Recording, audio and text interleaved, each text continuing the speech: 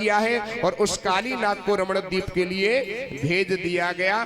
इसके बाद में सारे ब्रजमंडल में आग लग गई। भगवान ने उस अग्नि का भी पान किया है। अब रोज कन्हैया वन में जाकर के मधुवन में बांसुरी बजाते हैं। गोपियों ने कहा कन्हैया अब आप अपनी बांसुरी को मत बजाया करो, हम तो ऐसे ही बजाएंगे। अब बांसुरी की धुन को सुनकर के गोपियों की भावना बदल गई। बड़ी सुंदर लीला है, जरा ध्यान दीजिए, गौर करने की लीला है। आजकल लोग इस लीला के ऊपर पता नहीं न जाने क्या क्या कहते हैं, ऊट पटांग भजन गाते हैं, उल्टा सीधा बोलते हैं। जरा गौर करिएगा, जिसको कहते हैं चीर हरण लीला। कौन सी? गोपी चीर हरण लीला। जरा ध्यान दें, 84 कोस ब्रजमंडल में रहने वाली जितनी भी गोपियां हैं क्या करती हैं? प्रातः सर्दी के महीनों में 4 बजे उठती हैं और उठ करके यमुना जी में स्नान करती हैं। और स्नान भी कैसे करती हैं जरा ध्यान दीजिए।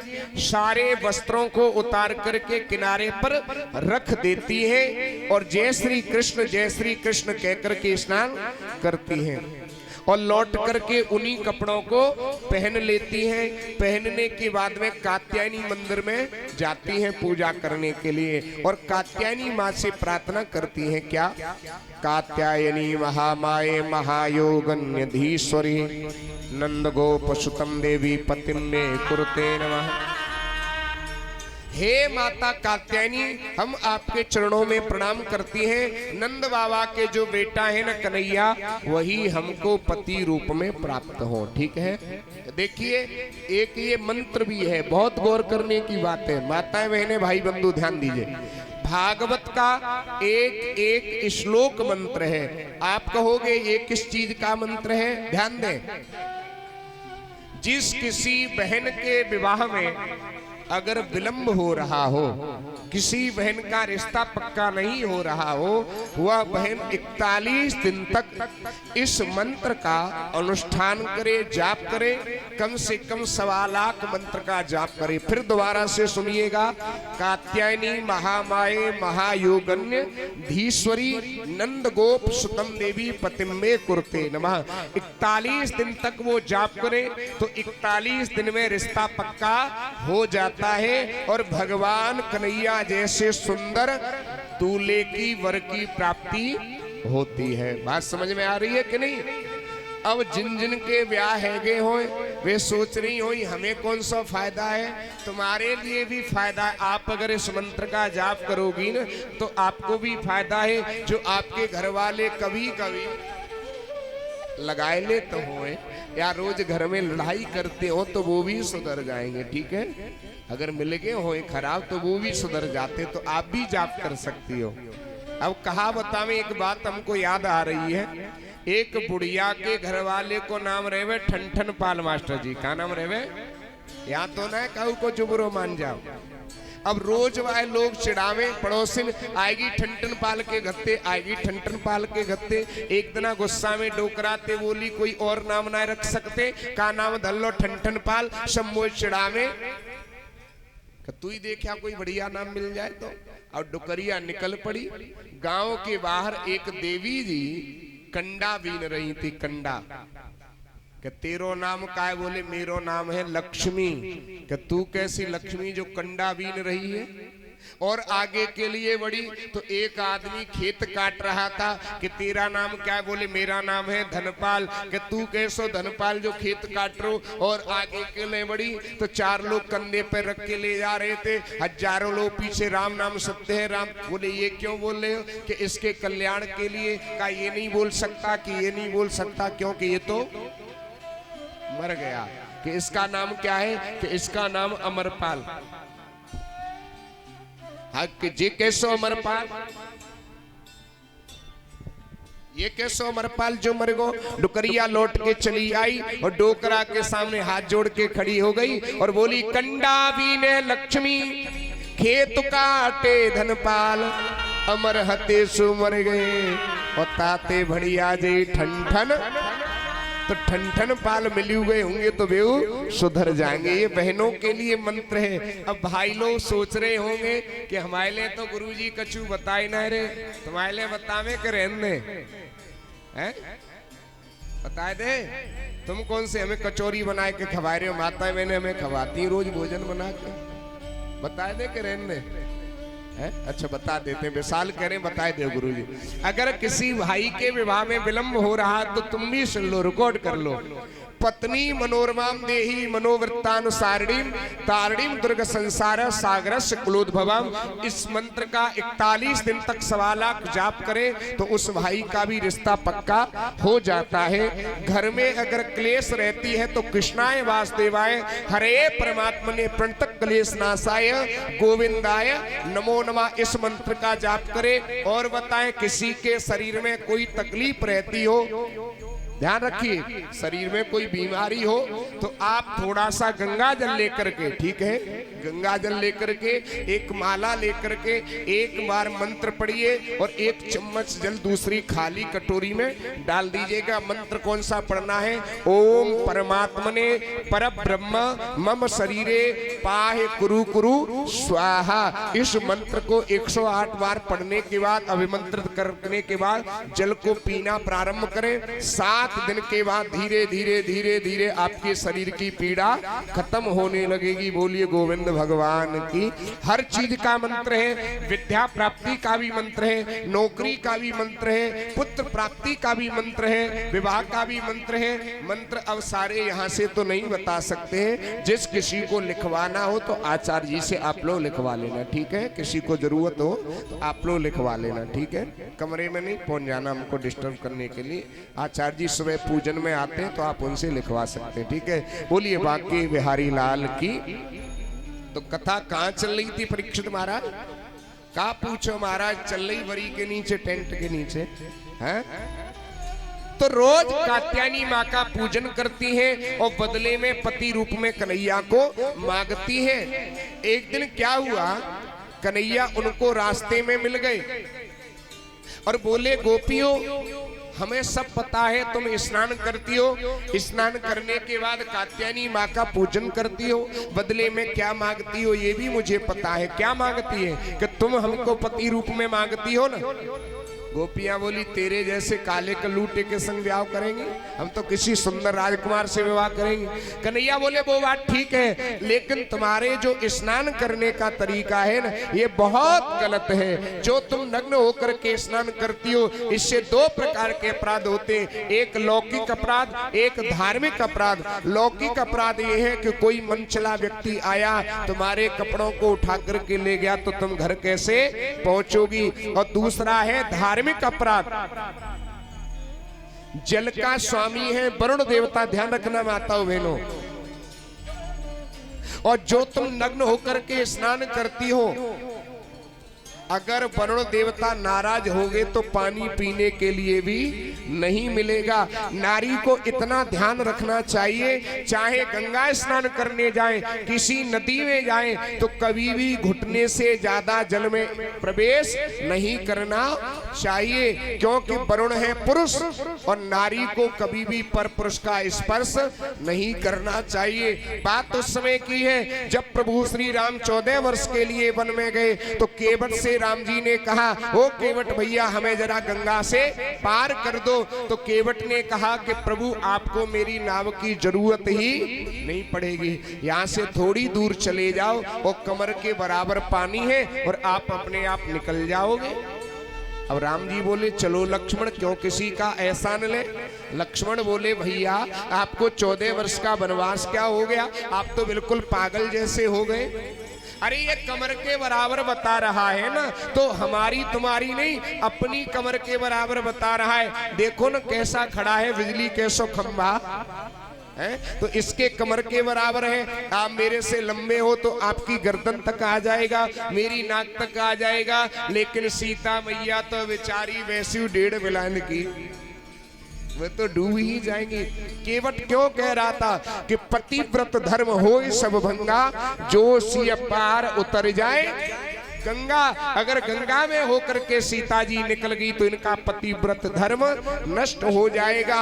इसलिए माताओं बहनों आपसे एक निवेदन है व्यासपीठ से, जो अपने पतिव्रत धर्म को बचाना चाहती हैं उनको कभी घुटने से ज्यादा जल में स्नान नहीं करना चाहिए। और बताएं, जो अपने पतिव्रत धर्म को बचाना चाहती हैं उनको 3 काम करने चाहिए। कितने कितने? 3। कितने बता दे रहने हैं? मानोगी कि नहीं मानोगी पहले ये बता। तो बतावे नहीं, कोई मतलब नहीं है। कितनी मानेंगी ये बताओ। नहीं माने कोई ना माने, इसलिए छोड़ो, काय फालतू मूड मार हो जाए।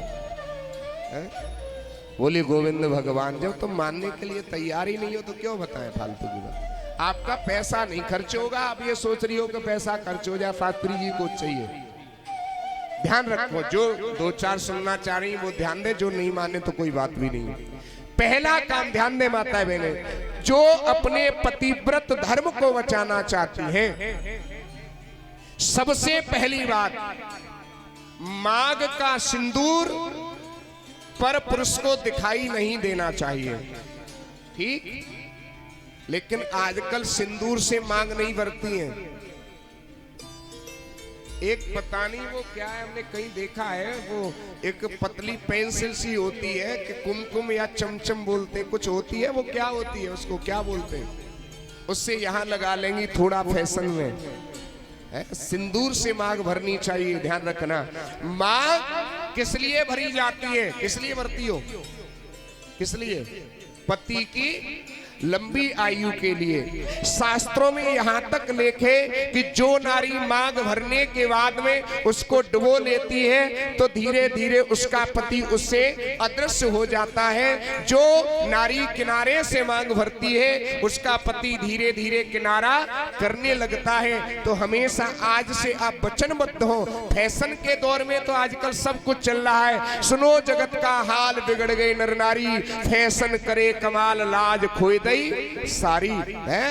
आज पहले ब्लाउज चलते थे, आजकल बेलिहाज चलते हैं। साड़ियां कैसी कैसी चल रही है जिनमें से आर पार सब दिखाई दे रहा है। फैशन के चक्कर में आप अपनी मर्यादा को, आप अपनी संस्कृति को, आप अपने धर्म को भूलते जा रहे हैं। इसलिए ये संसार पतन की ओर जा रहा है, हमारी संतान निकम्मी होती जा रही है। इसलिए याद रखना चाहिए, पहली बात, मांग का सिंदूर पर पुरुष को नहीं दिखाई देना चाहिए। दूसरी बात, सर के बाल पर पुरुष को नहीं दिखाई देना चाहिए। तीसरी बात, नजर मिलाकर के भी कभी पर पुरुष से बात नहीं करनी चाहिए। क्यों? और ये काम एक नहीं हो जाएगा। घूंघट लगा लीजिए, न मांग का सिंदूर दिखाई देगा, न सर के बाल दिखाई देंगे, न कभी किसी से नजर का बड़ा प्रभाव होता है साहब। सामने वाला व्यक्ति पतितात्मा है, दुष्टात्मा है, कैसा है, इसका असर बहुत पड़ता है। इसलिए ये 3 काम करने चाहिए, ये नियम बांध लें। और बताएं, जो देवियां ये चाहती हैं कि हमारे घर में ज्यादा से ज्यादा धन आए, लक्ष्मी आए, चाहती हो कि नहीं चाहती? पैसा आवे घरे, कितनी चाहती हो? क्यों कोने भाई तुम ना चाहते हो? पैसा चाहिए, पैसा ले आइए। चाहती हो तुम? नहीं चाहती? हाँ, तो उसके लिए भी 3 काम मैं बता रहा हूं। आप मान जाओ तो पैसा कर लेते ही घरे आए लेकर हो। परिषद महाराज बता दे रहने। अच्छा, कितने लोगों को चाहिए कि धन आना चाहिए घर में? धन के लिए कोई मना नहीं करेगा, सब तैयार है। हाँ, देखो ध्यान से सुनो आप, बहुत अच्छी बात है। पैसे के बिना कुछ नहीं होगा, जरूरी है ये भी। पहली बात, नारी के लिए प्रथम कर्तव्य है, सुबह उठ करके घर में कभी क्लेश नहीं करना चाहिए। आजकल कुछ घरों में हमने देखा है, सुबह उठने की देरी नहीं होती, पति पत्नी में झगड़ा होना शुरू हो जाता है। पति बेचारा ड्यूटी करके आता है तो तुम भोजन नहीं परोसती हो, उसको पहले टेंशन दे देती हो। टेंशन परोस के तैयार कर दी, फिर भोजन क्या उसको अच्छा लगेगा? तो सुबह उठ करके घर में चाहे कितनी भी कोई बात हो जाए, सुबह उठ करके घर में क्लेश नहीं करनी चाहिए। यहाँ तो नहीं करती होंगी कि करती हैं? क्यों भाई लोगों, एकाध है काऊ की जो सुबह सुबह बरबरावत होए हैं? अब वे डर के मारे ना बताए रे, अगर हमने जहां बताए दी गुरुजी को तो घरे जाते ही हमारी क्लास लग जाई, कुछ डर के मारे ना बताए रे है? तो सुबह उठ करके घर में क्लेश नहीं करना चाहिए और बगैर नहाए धोए भोजन नहीं बनाना चाहिए। और यहाँ तक लेखे कि रजस्वला अवस्था में भी भोजन नहीं बनाना चाहिए, रसोई घर में प्रवेश नहीं करना चाहिए और जूते पहन करके चप्पल पहन करके रसोई घर में नहीं जाना चाहिए। यहाँ तो नहीं जाती होंगी क्योंकि गांव की माताएं मैंने सब समझदार हैं, लेकिन कहीं कहीं हमने देखा है शहरों में। अभी कुछ समय पहले हम दिल्ली कथा करने के लिए गए थे, तो वहां कम से कम 4-5 मंजिल कोठी बनी हुई थी अच्छी संगमरमर की, और हमारा वहां भोजन का निमंत्रण था। तो हमारी सबसे पहले ये देखते हैं कि भोजन कैसे बनाया जा रहा है, शुद्धता पवित्रता से बनाया जा रहा है कि नहीं बनाया जा रहा। तो वहां देवी जी एक खड़ी रसोई में जींस पैंट पहन के और वहीं वो चप्पल पहन के खड़े खड़े भोजन बना रही थी। हमने कहा इन्होंने भोजन तो अशुद्ध पहले ही कर दिया, अब कैसे भोजन करें, क्या करें, अपवित्र रसोई कर दी। हमने कहा देवी जी ये बताओ आप ये चप्पल क्यों पहनी हुई हो? बोले गुरुजी ये रसोई की चप्पल है। किसकी चप्पल है? काय की चप्पल है? रसोई की। हमने की एक काम करो पामन में ते उतारो खोपड़ी पे धल ले, रसोई की है ना भाई। चप्पल तो चप्पल है, जो जहां की चीज होती है वही शोभा देती है, इसलिए रसोई घर में चप्पल पहन करके कभी भोजन नहीं बनाना चाहिए। याद रखना, जो धन चाहती है लक्ष्मी चाहती है घर में आए तो, और नहीं चाहती है तो तुम करो, तुम्हारो काम जाने, कोई जबरदस्ती भी नहीं है। ध्यान दीजिए, बोली भक्त और भगवान की। कि धार्मिक अपराध ये है कि जल का स्वामी है वरुण देवता, अगर नाराज हो गए तो पानी पीने के लिए नहीं मिलेगा। गोपियां बोली बड़े आए समझाए वे बारे, हम तो ऐसे ही करेंगे। कन्हैया ने मन में विचार किया ऐसे नहीं मानेंगी, इनको तो करके ही दिखाना पड़ेगा। तो एक दिन कन्हैया ग्वाल बालों को लेके गए और गोपियां जय श्री कृष्ण कह करके स्नान कर रही थी। कन्हैया ने तुरंत ग्वाल बालों से कहा वस्त्रों को उठाओ, और उठा करके कदम के वृक्ष पर चढ़ गए। एक गोपी ने कहा सूरज निकलने वाला है, क्या कात्यायनी माँ का पूजन नहीं करना? अरे चलो चलो चलो। किनारे पर देखा तो कपड़े ही नहीं है, हमारे कपड़ों को कौन ले गया? ऊपर देखा कन्हैया लेके, अरे कन्हैया तुम हमारे कपड़े क्यों ले गए? कन्हैया बोले ये तुम्हारे कपड़े नहीं, ये तो कदम्ब के फूल हैं।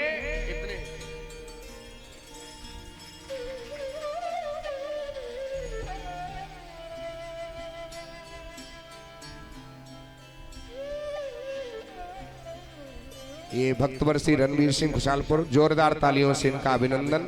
व्यासपीठ से बहुत बहुत साधुवाद। ऐसे बुजुर्गों के आशीर्वाद की ही कामना करूंगा और व्यासपीठ से बहुत बहुत धन्यवाद। मन को एकाग्रचित करें। अब गोपियों ने कहा कि कन्हैया तुम हमारे वस्त्र क्यों ले गए? कहा ये तुम्हारे वस्त्र नहीं, ये तो कदम्ब के फूल हैं। कहा इतने बड़े बड़े? हाँ। ज्यादा प्रार्थना की तो कन्हैया बोले एक एक करके आ जाओ और अपने कपड़े ले जाओ। कहा हम आने के योग्य नहीं है, सब कंठ भर जल में खड़ी हुई है। ज्यादा प्रार्थना की तो कन्हैया ने वस्त्रों को किनारे पर रख दिया और ग्वाल वालों से कहा कि पीछे मुड़ करके मत देखना, क्योंकि ये नग्न है और जो पराई नारी को नग्न देखता है वो अगले जन्म में अंधा होता है। ये मैंने परसों भी बताया था, अवश्य में भोक्तव्यम। जो हमने अच्छा कर्म किया, बुरा कर्म किया, चाहे कितने भी जन्म व्यतीत क्यों न हो जाए, उसका परिणाम जरूर मिलेगा। कन्हैया वस्त्र को रख करके चले गए। गोपियों ने पूजा की। इधर परीक्षित ने प्रश्न किया, गुरुवर ये कहाँ का धर्म है पराई स्त्रियों के कपड़े चुराना? ये तो किसी कामी पुरुष के लक्षण मालूम पड़ते हैं। तो आइए कन्हैया को हम 3 रूप से देखें। ध्यान दीजिए, अगर कृष्ण को हम ईश्वर माने तो कृष्ण है ईश्वर, गोपी है जीव, और वस्त्र है अविद्या। कृष्ण रूपी ईश्वर ने गोपी रूपी जीवों के अविद्या अज्ञान रूपी वस्त्र को चुराया और ज्ञान भर के वापस कर दिया। अगर कन्हैया को साधारण पुरुष माने तो कन्हैया ने जब वस्त्र चुराए थे केवल 5.5 वर्ष की उम्र थी, और 5.5 वर्ष का बालक क्या जाने काम वासना को। और शास्त्रों में लेखे 12 वर्ष तक के बच्चे को न कोई पुण्य लगता है न पाप लगता है। अगर तीसरा उदाहरण, जो भगवान की भक्ति करता है भगवान उनके 3 वस्त्रों को चुराया करते हैं। मल विक्षेप आवरण, मल कहते हैं पाप को, विक्षेप कहते हैं मन की चंचलता को, आवरण कहते हैं अज्ञान को। भगवान ने किसी लहंगा फरिया को नहीं चुराया। परीक्षित के मन की भ्रांति दूर हो गई। गोपियों को भगवान ने आश्वासन दिया कि मैं तुम समस्त गोपियों के साथ शरद पूर्णिमा की रात्रि के दिन मधुवन में रास विहार करूंगा, रास लीला करूंगा। ये चर्चा आप कल सुने। और अब चलते हैं हम आज की अंतिम शेष कथा, गिर गोवर्धन पूजा। ठीक है।